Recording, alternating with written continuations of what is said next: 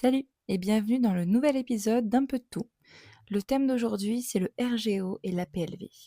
Alors, si certains d'entre vous ne sont pas familiers avec ces appellations, le RGO, c'est les reflux gastro-œsophagiens et la PLV, c'est les allergies aux protéines de lait de vache. Je sais qu'il y a malheureusement de plus en plus de bébés qui souffrent de ces maux-là.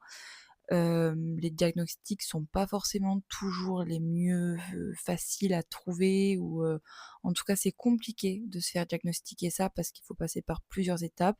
C'est compliqué pour le bébé, c'est compliqué pour les parents, donc voilà. Aujourd'hui, je voulais un peu vous raconter, mon vécu, ce qui s'est passé pour nous et que voilà, j'espère que dans les commentaires et pourquoi pas par message, on pourra en débattre, on pourra un petit peu se raconter nos histoires et se donner un peu, nos conseils si vous en avez. Donc du coup, moi quand Milo il est né, honnêtement, bon voilà, je l'ai aimé instantanément, j'étais trop contente, on était très heureux, c'était un bébé qui était voulu, voilà, le bonheur était là. Enceinte, je m'étais dit que j'allais avoir des principes fondamentaux sur lesquels je ne voulais pas céder. Le numéro un, c'était l'allaitement. Je voulais absolument allaiter pendant au moins 6 mois. Voilà, je m'étais fixé ça, j'avais vraiment cette envie et je voulais pas en déroger. Donc voilà, j'ai fait des webinaires, je me suis renseignée, j'ai contacté des conseillères en lactation, j'ai regardé des blogs, enfin voilà, vraiment, l'objectif, c'était d'être fin prête au moment de l'allaitement. Le numéro 2, c'était le cododo. Je m'étais dit: «Mais c'est super, bébé est à côté de toi la nuit quand tu l'allaites, au moins c'est facile, c'est pratique, il sent ta présence, même toi, tu pas à le mettre, dans son lit tout de suite», voilà, ça crée du lien. Donc j'étais à fond cododo et je m'étais dit: «En plus de ça, ça te permet quand même de garder un peu l'espace de ton lit, rien que pour toi, et pas avoir, une miniature, qui t'ennuie, toute la nuit, en bougeant ou que tu as peur d'écraser. Le numéro 3, je m'étais dit, «OK pour tirer mon lait, mais vraiment, vraiment pas tout de suite. Je veux attendre au moins 1 mois, qu'il puisse, s'adapter à l'allaitement, qu'il préfère pas la tétine, à mon sein». Enfin voilà, je c'était vraiment les choses les plus importantes et on va dire, c'était vraiment les points qui étaient cruciaux pour moi. Alors, je m'étais entre guillemets «préparée», voilà, tout le monde le dit, c'est un secret pour personne, un bébé ça fatigue, ça demande de l'attention. C'est, surtout, voilà, on te dit quand tu des fois tu peux monter à 8, 12, 15 tétées par jour, il faut être disponible tout le temps, voilà. Je le savais, tu te conditionnes, enfin je veux dire comme n'importe qui attend un enfant, tu sais de quoi il en est. Bon, je m'étais dit: «Il y a des tas de femmes qui le font depuis la nuit des temps, pourquoi est-ce que moi je n'y arriverai pas?» Bref. Milo naît le 16 février 2025 et déjà quand il naît, bon, tout va bien, sa santé est OK, mais c'est un bébé, qui pleure beaucoup. Alors, on va se dire: «Oui, bon, OK, c'est un bébé qui pleure beaucoup, jusque-là rien d'anormal, il vient de naître, c'est un choc pour lui, il était pendant 9 mois dans ton ventre, il était bien, là d'un coup il arrive à l'air pur, ça lui fait un choc, c'est compliqué, OK». Mais quand même, il y avait ce côté où, bon, les infirmières et les puéricultrices quand elles venaient: «Ah oui, bon, il est encore en train de pleurer, OK», puis ils demandaient beaucoup, beaucoup le sein. On a eu la fameuse nuit de Java qui nous a duré, les 4 nuits de la maternité et on se dit: «Bon OK, on est passé à travers ça, maintenant on rentre à la maison, on va être chez nous, un peu cocoon, ça va être top, on va trouver notre équilibre, OK, on y va». Donc là, on arrive et puis en fait, ça se passe pas du tout comme prévu. Il se trouve que Milo ne supporte pas d'être allongé, il veut prendre, la tétée, toutes les heures, voire toutes les 30 minutes et ce qui est encore plus compliqué, c'est qu'il hurle quand il boit ou enfin voilà, quand il est au sein, il hurle. Donc là, on se dit, «OK, là, il y a peut-être un truc qui va pas». Ah oui et pour vous donner déjà une piste, dès qu'il commence à manger, il se cambre énormément, donc il envoie la tête en arrière, il hurle, c'est des pleurs sans fin, enfin, quand on vient juste d'être maman pour, la première fois depuis quelques jours, on est un peu submergé par ça. On a les hormones qui sont en ébullition, bien évidemment, mais en plus, c'est nouveau. Enfin, je veux dire, c'est un petit être qui dépend que de vous et on sait pas quoi faire. C'est voilà, le cerveau des fois il comprend pas forcément ce qui se passe, quoi. Bref, c'est ça pendant plusieurs jours, pendant plusieurs semaines. On a les infirmières qui viennent à la maison au début, les premiers jours, pour le peser, voir que tout va bien. On commence à leur en parler. Oui, bon, bah, il est super, on est très content, mais voilà, par contre, à chaque fois qu'il mange, il pleure, il régurgite, on a l'impression qu'il est jamais apaisé, il se cambre beaucoup. Bon, OK, on nous dit: «Bah, oui, c'est un bébé au début, bah, des fois, c'est le temps qu'il trouve son rythme, essayez d'autres positions, c'est peut-être parce qu'il aime pas cette position-là, essayez-en une autre. N'hésitez pas, pardon, à faire beaucoup de portage, beaucoup de peau à peau». OK, bon, ben, on écoute les conseils. Au bout de 3 semaines, on se dit: «Bon, on va quand même aller voir, le médecin». Le médecin nous dit: «Oui, il faudrait peut-être le faire dormir sur un plan un peu incliné pour éviter que les reflux, remontent». Vous savez, c'est un bébé, les bébés, ça a des reflux. Il y a rien d'illogique. OK. Le fait qu'il vomisse, oui, bon, bah, c'est parce que ses intestins sont pas encore arrivés à maturité, il a pas encore ce sentiment de satiété tout de suite. Donc forcément, le clapet, bah, quand l'intestin est plein, bah, comme le clapet est pas mature, ça remonte. Soit. On se dit: «OK, bon, ben, on attend un peu». Et puis, on se rend compte que, bah, y a toujours rien à faire, dès qu'on le pose, il hurle. Donc là, je me retrouve à dormir toutes les nuits avec Milo en portage, donc j'ai un bandeau de portage. Je dors en position quasiment assise, avec lui qui dort sur moi. C'est la seule manière qu'il fasse dodo. Donc déjà, le principe du cododo numéro 1, ben ça déjà tu l'oublies. Voilà, tu dors assise. Les crises, ça continue. Forcément, je vais rien vous cacher, la culpabilité augmente avec ça, parce que je me dis: «Bon, clairement, c'est quand j'allaite que ça va pas. Donc, entre guillemets, c'est moi le problème». Deuxième rendez-vous chez le médecin. Essayez peut-être de tirer un peu votre lait, de mettre un épaississant pour que du coup ça reste, un petit peu plus dans l'intestin et que ça puisse pas remonter, il aurait moins de reflux. OK, bon ben, on va essayer ça. Donc, j'essaie d'épaissir mon lait, de le tirer, ça fait des grumeaux, c'est compliqué.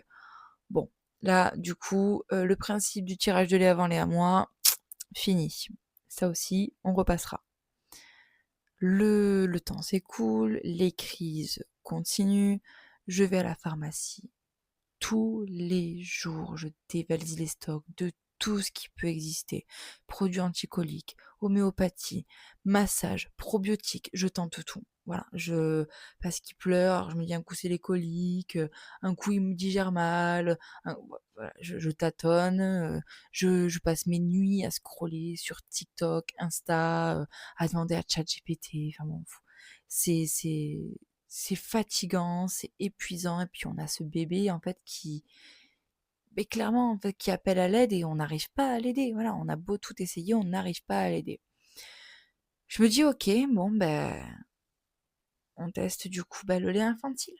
Parce que, bah, peut-être que c'est mon lait qui lui convient pas. Quand on a essayé tout et que tout est un échec et ben on essaye d'autres solutions. Au fond de moi, je me dis: «Pourquoi pas essayer, le lait de riz épaissi?» Je sais pas vraiment pourquoi, mais j'avais ce truc de me dire: «Ouais, lait épaissi, ça reste au fond. Lait de riz, c'est pas une protéine animale, c'est du végétal». Peut-être que, comme, je connaissais pas encore vraiment la PLV à cette époque-là, mais je me disais: «Il y a pas mal de personnes qui peuvent être intolérantes au lactose». C'est vrai que, bah, moi, du coup, j'en mange du lactose, on en a dans absolument, pratiquement tout ce qu'on mange. Donc je m'étais dit: «Peut-être que d'exclure une protéine, animale, ça pourrait, l'aider». Et en plus de ça, comme je voulais continuer l'allaitement moi, je voulais pas en fait remplacer, enfin ajouter à mon lait une autre protéine animale. Je voulais pas qu'il ait, entre guillemets «2 protéines d'êtres vivants». Je sais pas trop comment j'avais réfléchi, mais c'était un peu mon idée à ce moment-là. Donc du coup, beh, j'achète un pot, de Modilac riz AR pour la première fois. Sauf que ce que je ne savais pas à ce moment-là, c'est que qui dit lait épaissi, bah, dit, clairement, compliqué à manger, surtout avec une petite tétine puisque j'avais pas encore réalisé que le taille des tétines devait être adapté à la liquidité du lait que vous donnez. Donc, là, je lui présente le biberon et clairement, c'est un échec parce que, il n'arrive pas à manger, ça le frustre. En plus de ça, c'est clairement de la semoule, hein, donc il est pas habitué, surtout qu'à la base, il est au lait maternel qui est quand même ultra liquide. Là, on se retrouve, avec du plâtre, donc bon, échec. On arrête tout, je culpabilise encore plus, je me dis: «OK, j'ai fait n'importe quoi, j'ai voulu me la tenter, solo, dans l'aventure, de la recherche d'un lait. Au final, c'est un échec. Hop, allez, on retourne chez le médecin et là, je lui explique ce que j'ai fait. Elle me dit: «Ouais, non, pas fou, le lait de riz en plus apparemment, bon, c'est pas assez protéiné», je sais pas trop quoi. Au final, on verra plus tard que non, ça va aussi et là, du coup, elle commence à nous faire essayer tous les laits qui existent. Voilà, donc je les ai tous faits, voilà. Même ceux qui venaient de sortir de terre, que les laboratoires étaient en train de tester, voilà, du lait en famille, formule 24 en 24 heures, plus de problèmes digestifs, une promesse qui n'a jamais été tenue, le Galliagest, le Modilac, digestion, on a même essayé des laits qui nous ont été prescrits, avec, des, protéines, hydrolysées, je sais plus exactement, c'est, pour que justement elles soient prédigérées, qu'elles soient pas aussi fortes, quand bébé les prend et tout. Bref, on a fait à peu près une petite dizaine de laits différents. C'était un bar à lait chez nous, on n'en pouvait plus et à chaque fois, ça tient 3 jours et au bout de 3 jours, des hurlements, des cris. Il dort pas, il mange très peu. Alors il grossit quand même, mais à quel prix? Enfin voilà, vraiment, on n'y arrive pas, on s'en sort pas. Vraiment, on s'en sort pas et et puis et puis on est démunis, quoi. Voilà, on ne sait pas quoi faire et puis il y a un jour où, je sens que son ventre il est dur, ouais, ouais, c'est ça aussi, son ventre est très, très dur tout le temps. Alors je l'emmène voir un peu une ostéo qui est spécialisée pour les bébés. Elle me dit qu'effectivement, au niveau de la digestion, c'est un peu dur, il a l'intestin qui est noué, que du coup ça lui crée des tensions dans le dos. Enfin bon, voilà et puis il hurle, il hurle, il hurle, il hurle et en fait à un moment donné on n'en peut plus. On n'en peut plus et on sait plus quoi faire et en plus ce jour-là, il refusait tous les biberons. Il refusait le sein, il refusait le biberon. Et il y avait quelque chose qu'on commençait à noter, c'est que son haleine sentait l'acide. Et là, en fait, ça a été un peu la goutte d'eau qui a fait déborder le vase. On s'est dit, allez, on arrête tout. Là, on sait plus quoi faire. C'était 19 h. On s'est dit, bon, allez, viens, on va aux urgences. On n'a pas le choix, on sait pas quoi faire, on est démunis, viens, on y va. Donc on se retrouve aux urgences, on a été prise en charge assez rapidement, ça s'est très bien passé et du coup, la pédiatre qui était là et les infirmières ont voulu, observer du coup un temps de repas, où, on lui donnait que ce soit le sein ou le biberon, voir la réaction qu'il avait pour effectivement établir un diagnostic. Donc quand tout ça a duré 5 heures, mais à la fin de ces 5 heures-là, c'est tombé. Votre fils est RGO sévère. OK. On le suspectait depuis quelques semaines, le mot RGO, mais comme on nous avait dit: «Ouais, maintenant, RGO, on on le diagnostique un peu trop «facilement» entre guillemets. Dès qu'un bébé pleure parce qu'il a un reflux, on dit qu'il est RGO. Du coup, on donne des traitements qui ne sont pas adaptés, du coup qui n'ont pas d'effet et qui, au final, sont plus entre guillemets, hein, «néfastes» au bébé puisqu'il n'avait pas besoin de ce traitement que bénéfiques puisque du coup ce n'est pas adapté à ce qu'il a. Et on avait entendu parler d'un traitement du coup qui s'appelait l'Inexium, mais pour nous c'était un peu le gros truc quoi. Genre si on arrivait à l'Inexium, c'est que OK là, vraiment, on est arrivé un peu à un point de non-retour. Et c'est ce qui se passe, hein, on nous met sous Inexium et sous lait épaissi, donc les AR, anti-régurgitation, pour l'aider.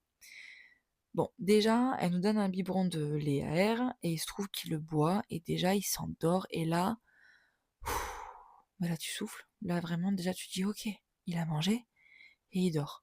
Alors il dort pas parce qu'entre guillemets, il est fatigué de sa journée, il dort parce qu'il est tellement épuisé d'avoir pleuré et qu'il a eu faim, mais qu'à chaque fois qu'il mangeait, il avait mal, que là, de le voir entre guillemets «repu» et dormir, clairement, on va pas se mentir, j'en ai pleuré, voilà.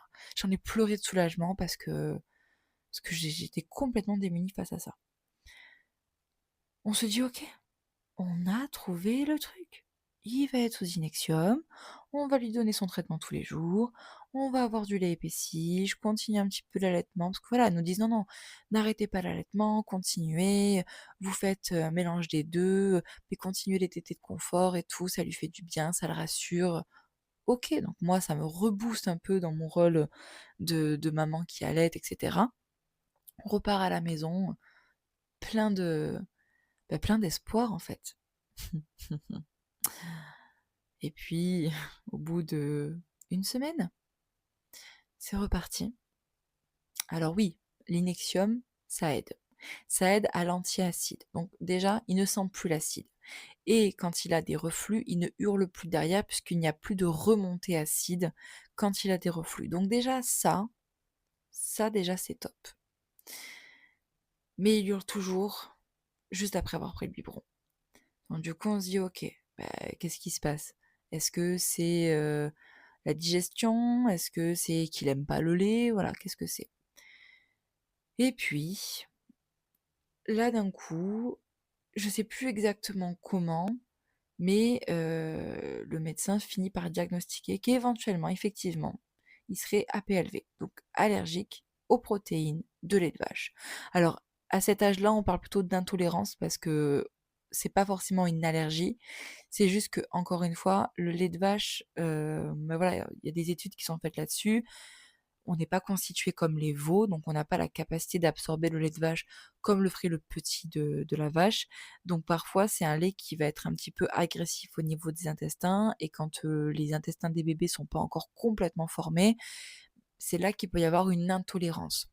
Mais, voilà, on dit pas normalement, c'est pas une allergie puisque quand après on commence la diversification alimentaire, qu'on introduit un peu les produits laitiers, normalement, ça rentre dans l'ordre. Voilà. Mais là, tout de suite, bah, ça rentre pas du tout dans l'ordre. Donc du coup, bah, finalement, vers quoi on se retrouve?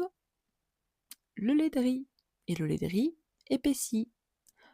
Coucou, ça fait juste 1 mois qu'on aurait pu s'éviter toutes ces galères si on avait un petit peu continué avec le lait de riz, que je m'étais un peu informée sur le débit des tétines, que j'avais un peu, continué à essayer de lui donner. Bref, ce qui est fait, c'est comme ça. Mais nous revoilà du coup avec le lait de riz épaissi, donc avec le plâtre quoi, clairement.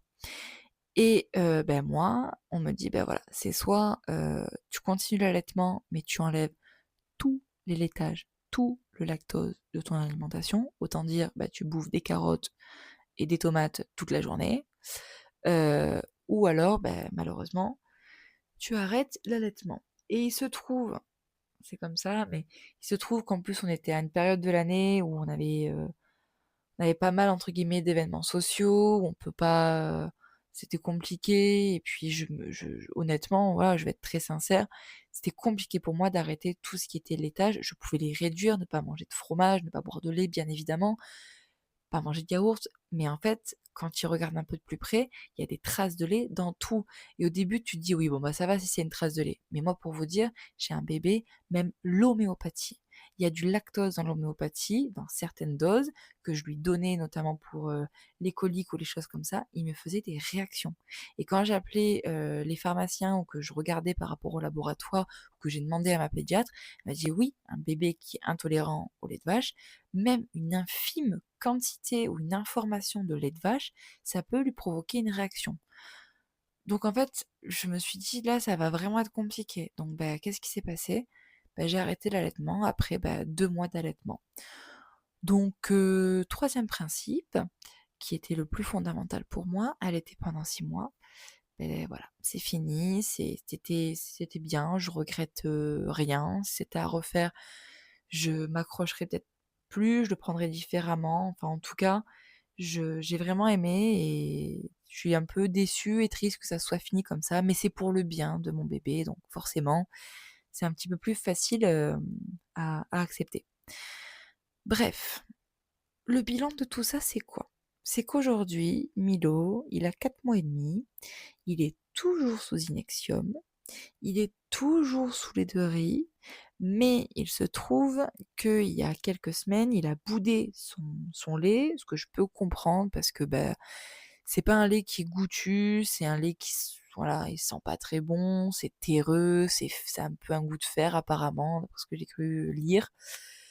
Il s'en est lassé et donc là ça a été de nouveau un peu le parcours du combattant pour lui redonner, le biberon parce que, on a changé de marque, on a pris du lait qui n'était plus épaissi, qu'on a épaissi nous-mêmes, sauf qu'on a pris un épaississant à la caroube et il ne supportait pas la caroube. Donc on a dû repasser sur, de l'épaississant qui s'appelle le Magic Mix, qui est de l'amidon de maïs. Voilà, donc clairement, c'est le petit chimiste, hein, on tâtonne, rien n'est acquis, clairement. C'est toujours compliqué. Là, on est rentré dans la diversification alimentaire, donc c'est un petit peu «plus simple» entre guillemets. On épaissit un peu son lait avec des fois un peu des compotes, un peu des céréales, voilà. Toujours riz, hein, on évite, on évite de lui donner encore trop de lait de vache. Il se trouve qu'on a fait des tests, donc on lui a donné un petit peu des petits Suisses en minuscules quantités mélangés avec des compotes. Il n'y a pas eu de réaction. Moi, j'avais tiré mon lait juste avant d'arrêter d'allaiter, que j'avais congelé pour lui faire des grignoteuses, donc forcément c'est du lait maternel qui contient des traces de lactose et il n'a pas fait de réaction non plus, donc c'est plutôt encourageant et favorable pour la suite. Voilà, il continue à être suivi par, les médecins, par la pédiatre, on a essayé de diminuer l'inexium au bout de 3 mois de prise, mais il se trouve qu'en espaçant les prises d'un jour, donc en faisant un jour sur 2, on s'est rendu compte que ça n'allait pas, qu'il fallait qu'on continue à faire vraiment tous les jours. Donc voilà, c'est pas évident, mais au moins, il hurle plus après les biberons, heu et il mange. Voilà, c'était surtout ça le truc et il dort. Alors il fait pas ses nuits, hein, rassurez-vous, sinon c'est pas drôle, mais c'est déjà un petit peu mieux. Donc voilà, c'était un petit peu pour vous donner le contexte, dans lequel on évolue avec Milo depuis qu'il est né, où ça a pas été évident. Bien évidemment, ça a été des là je vous en parle aujourd'hui avec le recul, de tout ce qui s'est passé, mais quand on avait la tête dedans, on a passé des moments qui sont assez compliqués. On pourra justement en revenir, c'est un des sujets aussi que je voudrais aborder lors d'un autre épisode, le moment où le cerveau il en peut plus, où il dit stop. Donc je vous raconterai notamment une nuit où ça a été, voilà, ça a été un peu on a un peu atteint un point de non-retour, mais on y reviendra. Et oui, ce que je voulais peut-être vous donner, comme indication, s'il y en a qui se retrouvent un peu là-dedans et qui savent pas vraiment, comment détecter que ça peut être un RGO ou une intolérance aux protéines de lait de vache? Déjà, il faut se dire que voilà, bébé qui se cambre, qui envoie beaucoup, beaucoup la tête en arrière, qui, heu, qui a tout le temps envie de boire parce que ça le soulage en fait quand ça passe dans la gorge, ça éteint le feu de l'acidité, mais qui hurle tout de suite après parce que ça remonte et du coup ça fait remonter aussi, l'acidité. Voilà, ça peut être des pistes. Il se trouve aussi qu'aujourd'hui maintenant, Milo il est suivi par une kiné 2 fois par semaine parce que, il a la tête un peu plate et c'est pas parce qu'on l'a laissé trop longtemps sur le dos qu'on lui fait pas bosser sa motricité, bien au contraire.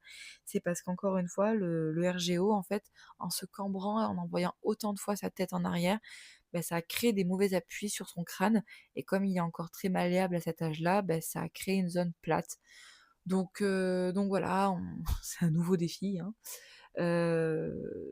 Les protéines de lait de vache, pareil, souvent, ça apparaît à peu près 20 minutes après le biberon, c'est le moment de la digestion.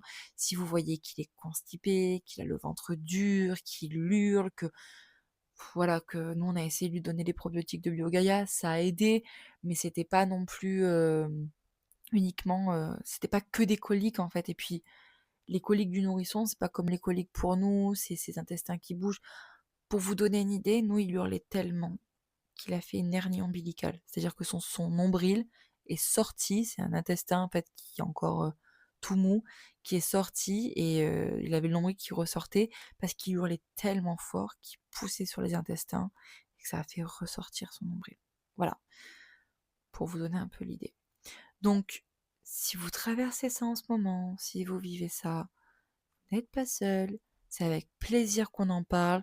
Je sais que moi j'aurais vraiment aimé avoir, quelqu'un à qui en parler, qui était passé par là. Je sais qu'il y a une phrase, bateau que j'en pouvais plus d'entendre quand j'étais, là-dedans. C'est cette fameuse phrase qu'on vous dit: «Tout finit par passer». Quand on est dedans, on n'a qu'une envie de dire: Franchement, je m'en fous en fait, là tout de suite, j'ai qu'une envie, c'est que ça passe là tout de suite, j'ai pas envie d'attendre». Mais c'est vrai, tout finit par passer. Il y a C'est jamais acquis, mais il y a des moments où en fait ça va mieux et quand ça va mieux, presque après le cerveau oublie quand ça allait pas. Donc encore une fois, j'aimerais vraiment, voilà, que si jamais il y a besoin d'en parler, qu'on échange, de poser des questions, bah, c'est vraiment cool. C'est vraiment pour ça que je fais aussi de podcast. C'est pour qu'on puisse être là, tous ensemble. Voilà, c'était, entre guillemets «le premier vrai épisode», du podcast Un peu de tout. Heu, J'espère que ça vous a parlé, que ça vous a plu, que vous avez envie, d'écouter d'autres épisodes. En tout cas, moi je reste, toujours dispo par message, par vocal, par un peu tous les biais de communication pour qu'on puisse en discuter. Je vous dis à très bientôt et merci beaucoup d'avoir écouté.